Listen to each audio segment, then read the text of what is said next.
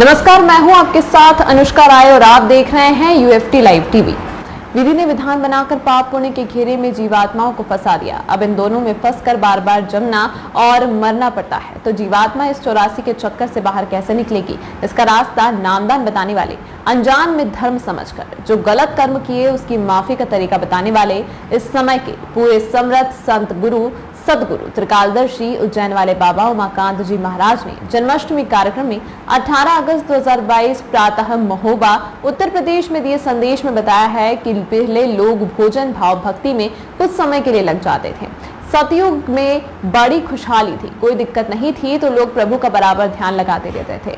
काल भगवान ने पाप पुण्य का विधान लागू कर दिया तो दोनों के फल को भोगने के लिए जीवात्मा 84 के चक्कर में फंस गई। पहले प्रभु का दर्शन होता था, बाहरी जड़ पूजा में फंसकर भी पिता को भूल गए।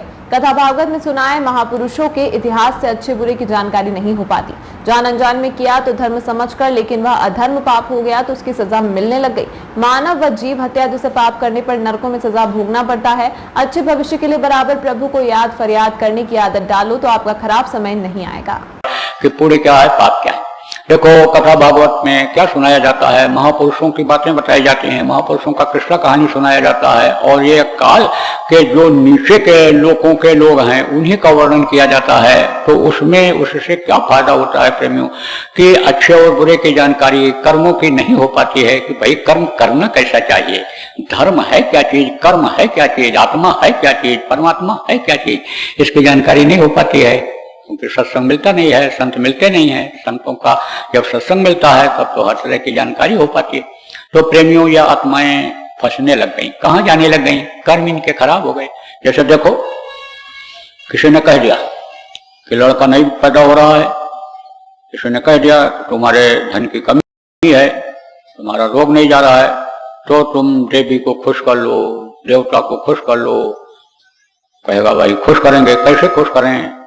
तो मांस खाने के चक्कर में देवता के मूर्ति के सामने बकरा जब काट करके चढ़ाया जाएगा, मुर्गा काट करके चढ़ाया जाएगा, तो वो मांस या अकेले तो खा नहीं पाएगा, हमको भी कुछ मिल जाएगा। तो कहता है मांस काट करके चढ़ा दो, सिर काट करके मुर्गा का बकरा का चढ़ा दो। यहाँ तक कि आदमी समझो अंधविश्वास में फंस जाता है।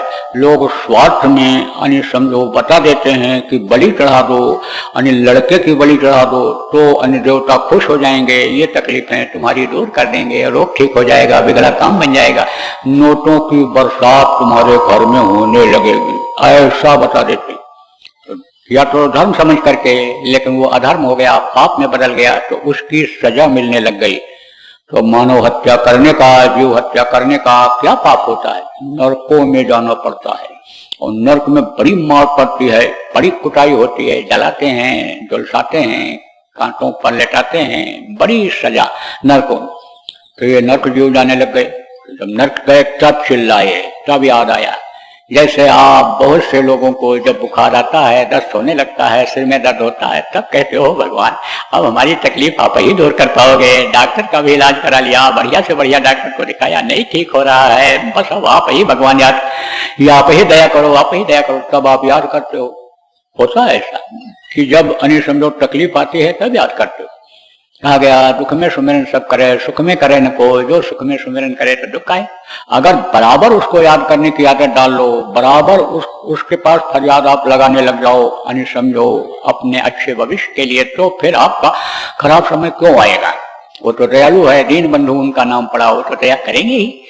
तमाम महत्वपूर्ण खबरों के लिए बने रहिए यूएफटी लाइव टीवी के साथ।